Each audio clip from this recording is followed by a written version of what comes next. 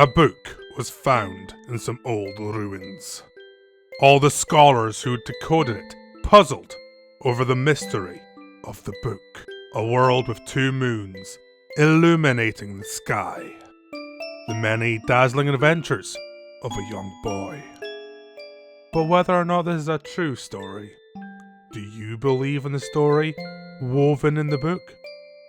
Maybe it's a fantasy that existed only in a boy's heart.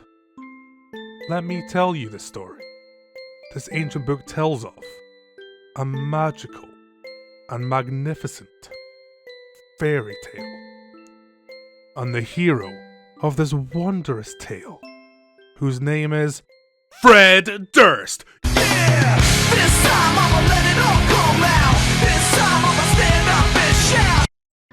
So welcome to Finish the Story, the series where I go into games I've already earned a chunk of trophies in, and like Cody Rhodes, I am going to finish the story. And if you're a wrestling fan, ignore the fact that Cody would go on to lose that match, which might bring bad omens to this video, but no. I guarantee that we will get this platinum trophy, because I've finished this video, which surely means I got it already. Dark Cloud is a game I had on a demo disc circa 2001-2002, and I enjoyed it a lot, but I never came across a copy in the wild, thus I never picked it up. Luckily, it was re-released on PS4 with trophy support, and I played a few hours and enjoyed it again, but I never got super far in it. But that's going to change today. My good friend Ginger Tech suggested I platinum this game, and it is one of his favourite games. So if you like Dark Cloud, go follow him on Twitch at www.twitch.tv/ginger_tech_. You won't regret it. As things stand, I have 8 of 28 trophies. So let's load them up into the counter in the corner there.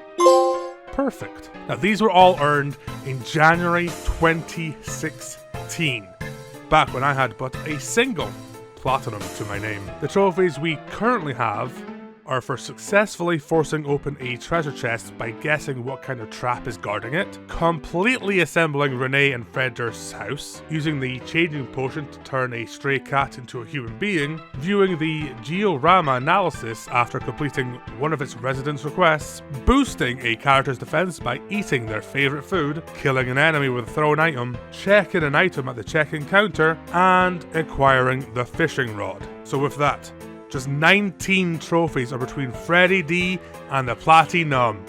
No. Can we re-record that? I don't want it in the final edit. Just 19 trophies are between us and the Platinum trophy, so let's get to it. We'll be starting a brand new game and taking it from there, and as always, I'll be scripting this as I go.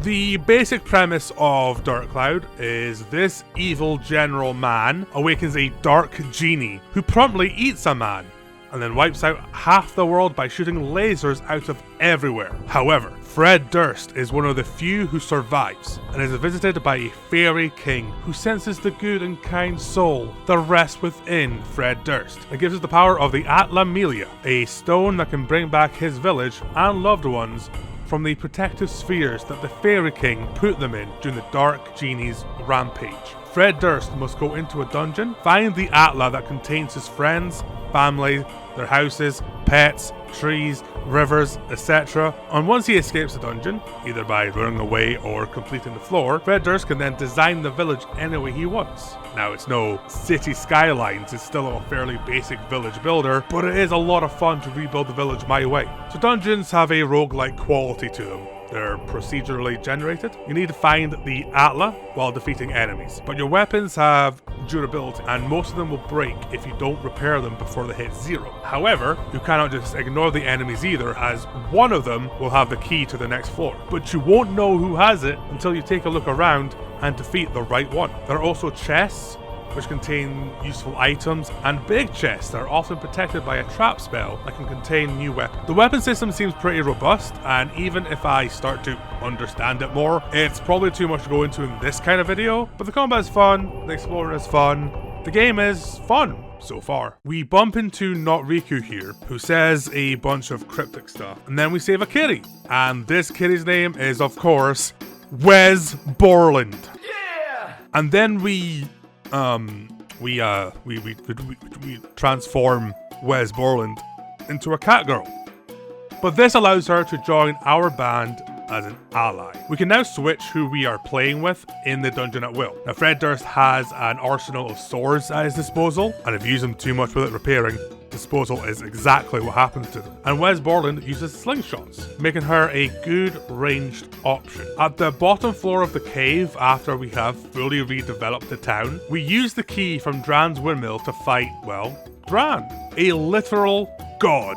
He's such a cute little big pupper of a god. Who's a good god? No, you're not. You're actually a bad god. Stop attacking us. Well, he will be a good god. We just have to hit him a bunch until he breaks from the spell that has manipulated him into being aggressive. And we get our first trophy in Dark Cloud in almost 8 years.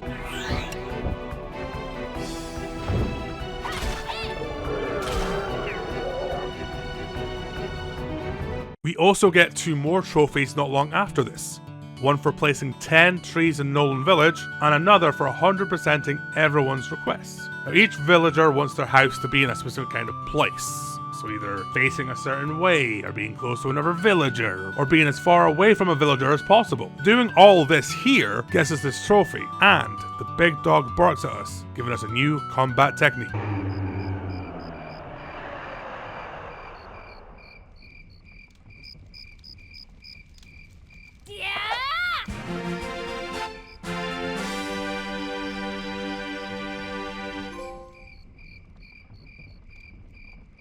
So I'm using a guide on PSN profiles, and it catches my eyes as I'm scrolling to find any other trophies I can knock out. And then I see the Tycoon trophy for maxing out the gold you can hold. Now, it mentions a glitch you can do, and I would never stoop to such a level, and whoops, turns out this glitch is super easy to do. It creates an attachment in the form of a broken dagger that you can put on your weapon, maxing out its stats, and also making it super valuable. Now, I'll come back to this if I want to avoid a grind later on, but it's something I can keep in my back pocket. And, as an experiment, I decided to see what a weapon with max stats looked like in combat. It did 0 damage. I reload the save, and forget this ever happened. We enter our second area, Matataki Village, where we bump into our new friend, DJ Lethal! Yeah! He doesn't quite trust us yet, so he won't join our band. However, maybe if we rebuild the village my way, he'll turn the tables and join us. We make our way through the Wise Owl Forest, and this damn owl won't tell us what he wants. We pick up 3 items per floor, and we just have to keep giving those items to the owl till he decides we've given him the one he wants and opens the door to the next floor for us. He's really testing our faith and our patience with this one, and 8 times out of 10 it feels like it's the last item we give him that he wants. If there is a hint as to what item I'm meant to give him, then I'm missing it, and please, let me know in the comments if there's one. The enemies here are a slight step above the Dran Cave ones, but not by much. However, that doesn't stop me being careless, and for the first time, Fred Durst falls. But luckily, with the stand-in powder, Wes Borland pops right in, and it even gives us another trophy. Wes eventually picks up a bandit slingshot, which has the steal ability. Whenever Wes Borland attacks, it has a chance to steal an item from the enemy. And the first time this happens successfully, also steals us a silver trophy.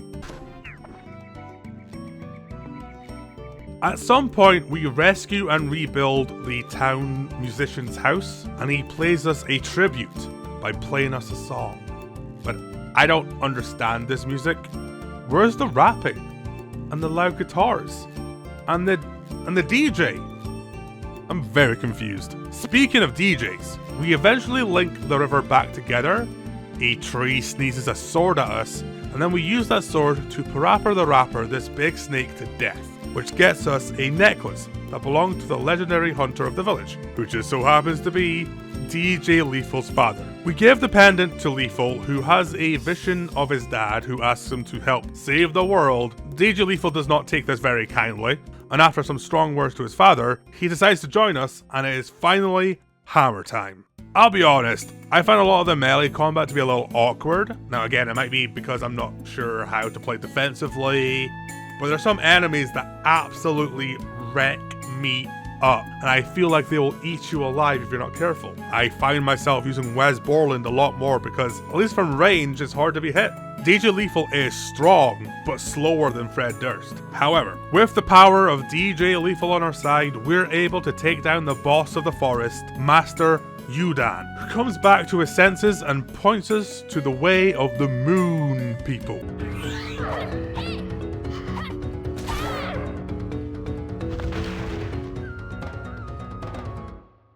Who will happily send us to the moon.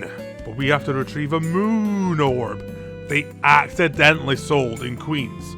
So that's where we're going. Bit of a strange turn for this game to suddenly go to New York, but we'll take it. Hey, hopefully we can recruit Spider-Man next. Queens also needs to be rebuilt from a deserted desert town to a bustling commerce hub. And to do that, we need to go underwater to a sunken ship. Along the way, we level up 2 of Wes Borland's weapons up to +5, which allows it to be status braked into a synth sphere, basically condensing that weapon into a boost for another weapon's stats. I'm too in love with Wes's bandit slingshot to status break that, so I take the steel slingshot and turn it into a shiny orb and plonk that onto the bandit slingshot, and suddenly, Wes Borland's place as the most useful and powerful party member is cemented. This also gets us a trophy.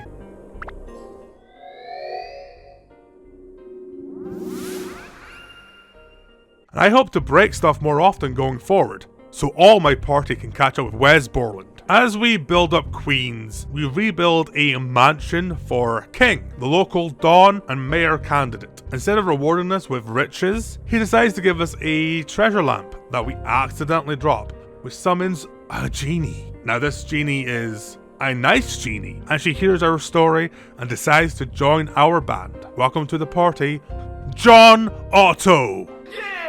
John Otto is another ranged fighter, this time with magic attacks, and she's pretty damn awesome to be honest. I worry now for DJ Lethal's place in our band, who I find awkward and clunky compared to literally everyone else. For me, ranged fighters are definitely the way to go in this game. Speaking of ranged fighters, our Wes Borland continues to be the best, and through proactive use of the bandit slingshot, we actually get the trophy for upgrading one weapon 10 times.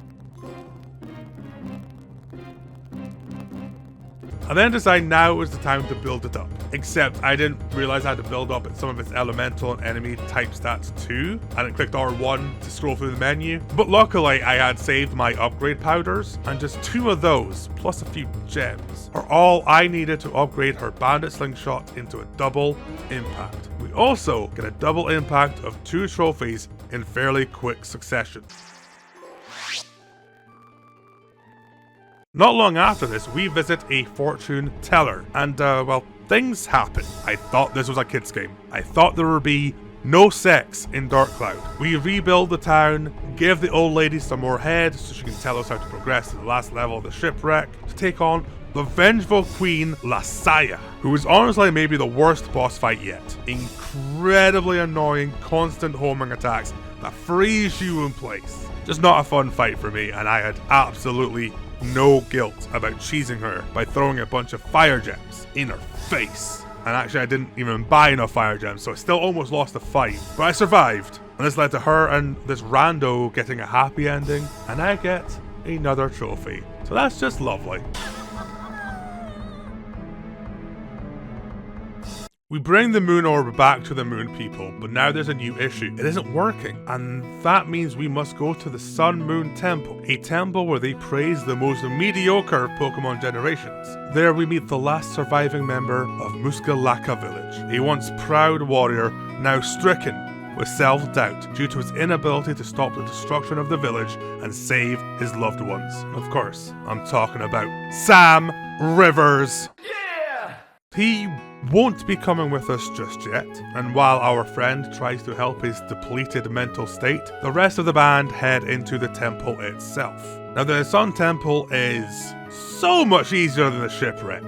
Like way easier. At least on the first 8 floors, the only enemy that blocks here is Mr. Blaine, who is susceptible to getting stun-locked. I have powerful weapons for each character too at this point, and yeah, it's been an absolute breeze so far. We eventually get the pieces of the village together to rebuild the Three Sisters house, which reunites Sam Rivers with his one true love, who saved him from a scorpion sting attack a year prior. With his true love back from the bubble dimension, and his village halfway restored, Sam Rivers agrees to fight alongside us at last. That one day he will regain his status as the village's strongest fighter and protector. Sam and his big stick are finally part of the band. Now, before completing the temple, I decided to finally look into the 2 fishing related trophies. One for catching a big fish, and the other for catching the fancy sounding Baron Garayan. The Baron Garayan is a big old fish that can only be found in the oasis at dusk, and only with a specific type of bait, potato cakes. However, it has a very small chance of spawning, so you have to keep entering and quitting the fishing minigame until you see a huge shadow of a fish. But sometimes it'll just be a big version of a normal boring fish, and thus it was a bit of an ordeal trying to catch it. Now, I actually caught my first fish bigger than 100 centimeters while still learning how the fishing minigame works, but it was 21 hours later though until I caught the legendary Baron Garayan.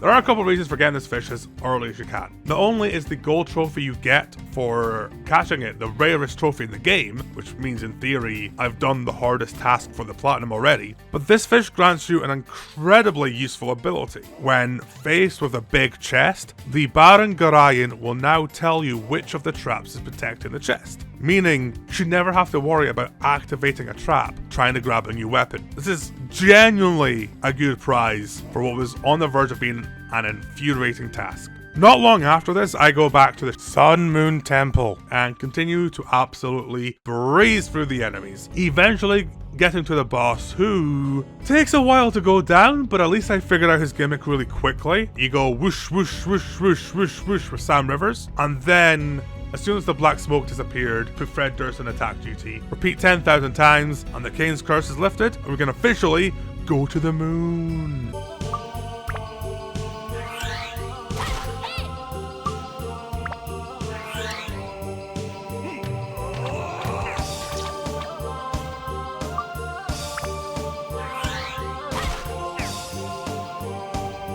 So I take a break from here. I went home for Christmas, and while I did bring my PS5 with me, I couldn't record any footage, so I did some light grinding to level up a few weapons. Other than that, no progress was made. So after getting home after Christmas, I quickly finished a game-long quest for the Solar Power Trophy. This is a trophy I've had to keep my eye on throughout the game, as there are only 2 chances to get the first item, candy, and missing that means you cannot get this trophy. So, you have to get a candy from Claude in the first village by visiting him in the morning after completing his house. Arrive at night, and he'll give you cheese instead for some reason. If you don't get the candy from Claude, you can also get a candy from Couscous in Matataki village as a potential reward from him. However you get the candy, you take that candy and give it to Boon Buku in Matataki, and you'll receive an ointment leaf, which you then give to Basker in Queens in exchange for foundation. You then give the foundation to the man who wants to be beautiful in Muskalaka, Chibubu, and he'll give you a clay doll. You then find Mariana at Yellow Drops near the entrance, and she'll give you the sun attachment for the doll. You equip that attachment in a weapon, and hooray! The trophy is yours, and you have a powerful attachment for whatever weapon you want to give it to.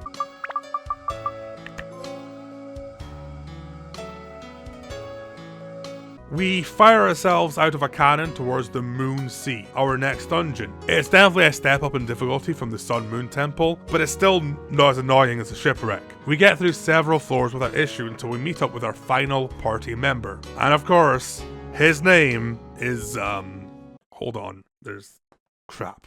There's no more members of Limp Bizkit left to name them after. Oh, wait, I know. His name is The Undertaker! Yeah! And with that, we get our trophy for having every party member.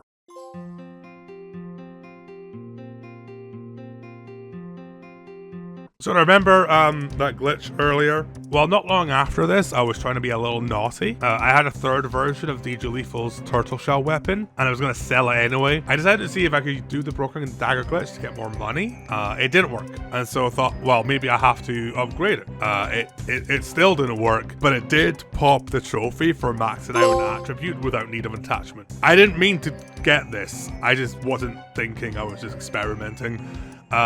I reloaded the save and pretended the experiment never happened again, but there's nothing I can do with the trophy. Hooray! So the Undertaker is kind of badass. He moves by using his propeller, so he gently floats wherever he goes, allowing him to cross gaps with ease. And with him in our party, we have a machine gun.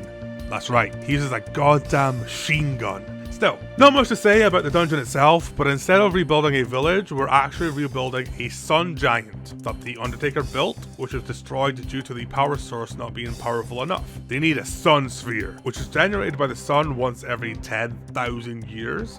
This source would be powerful enough to bring the sun giant to life. And as luck would have it, the local Coliseum is giving it away as a prize to whoever can take down their champion, Minotaur Joe. Joe is another boss that confused me at first, but as soon as I figured out his patterns, who's actually very easy. Another boss fight where all the party members feel a little useless except Fred Durst. So you just have to move behind Joe's wine barrels, and when he grabs a barrel and takes a swig of it, run up to him. Dran's feather is very recommended here, and take a swipe at him. I did try to use DJ Lethal's axe to do this, but it didn't hit, so I'm mostly convinced it has to be Fred Durst. After a while of doing this, he will go down and the sun sphere is ours, and with that we just have a couple more trophies to go. The final dungeon is a journey through time, as we go back to the day the Dark Genie was created, accidentally, by Seda, the grey-haired man from the first dungeon. He wants us to go back to the past to play the shitty games that suck ass. I mean, stop this Dark Genie from ever being created in the first place. Instead of rebuilding a village, we are rebuilding Seda's memories, which shows how and why the Dark Genie came to being. The Gallery of Time is a long dungeon with 25 floors. Though again, by this point, not too much of a challenge. That is until we get to the final couple of floors. Towards the end, you are forced to go through a floor only having access to one character. Now, Wes Borland, DJ Lethal, and John Otto were able to breeze through their floors no problem, but Sam Rivers, the character I probably have used the least throughout the end game, struggled. I kept dying and dying, and then I wrote this part of the script and realized, oh wait, I'm gonna need footage of Sam Rivers constantly dying. And then as soon as I hit record, I was able to get through this floor no problem. On this attempt, I got lucky with an enemy dropping the clock hands, the item you need to complete the floor, pretty early, so I was able to just quickly exit. I was also worried about the Undertaker's floor, as I haven't really developed his weapons much either, but I need not worry as we got the clock hands really quickly, and the enemies pose no real threat. He isn't going to be a dead man today. We finally get to the 25th and final floor, where the Dark Genie is waiting for us, at the moment of his birth. And the final boss is pretty fun. The phases make sense as to what you need to do, and John Otto pretty much clears the first two phases by herself. And then the final phase brings all that 20-plus-year-old early PS2 game jank, with the camera going haywire the entire fight. Though we still managed to get through it in one go. Some advice: keep a Dran's feather on and your best melee fighters on standby, ignore the monsters there, and honestly try and lure them away when the genie does his laser attack, and then just concentrate on avoiding the foot smash waves and get into the partner running up, smashing his tongue after he does it. As long as you hit him, he won't be able to use his laser attack, and he'll go down easily enough. In fact, so easily that I didn't even expect to beat him. As you can see here, where the trophy popped and I was already in the menu to revive the fallen Fred Durst, and I get very confused.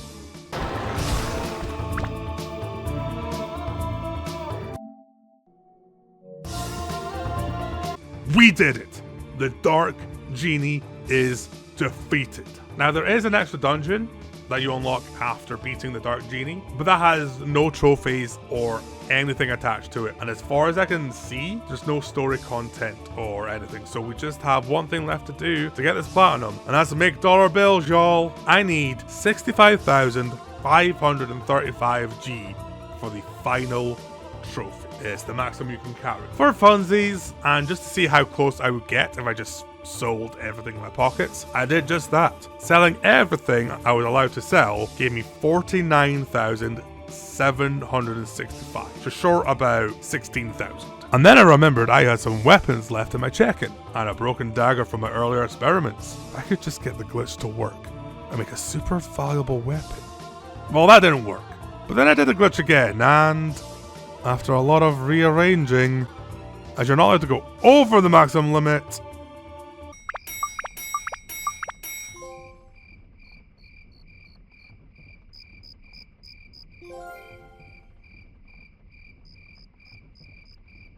the platinum is ours. Yeah, sure, I resort to a glitch rather than spend hours grinding out the remaining 16k needed for the trophy, but honestly, I am an adult. I am tired. Rise and grind is for the young people. My generation, we just want to sleep. Honk shoe, me. Plus, doing this meant that we got one final platinum trophy earned in 2023. I will say this does make the overall platinum easier and more palatable for those who hate grinding. It's still a long platinum. It took me around 30 plus hours, but it was mostly fun, with a few really annoying enemies in some of the dungeons. I really like the village building aspect of the game. I wish that was explored a bit more. But overall, this is a charming game in spite of some early PS2 era jank. I do know there is a sequel, which over here is called Dark Chronicle instead of Dark Cloud 2. But we'll see. I'm in no rush to play more of this. I was definitely ready for the game to be over when I reached the end, hence me seeing if I could get the glitch to work instead of grinding. So Dark Cloud is platinum 110. A good number to end 2023 on, even though this video won't come out until 2024. However, we must say goodbye to our band of heroes. Fred Durst, Wes Borland, DJ Lethal, John Otto, Sam Rivers, the Undertaker. They will forever be in our hearts as the saviors of the world. And collectively, we'll call them Korn. Yeah!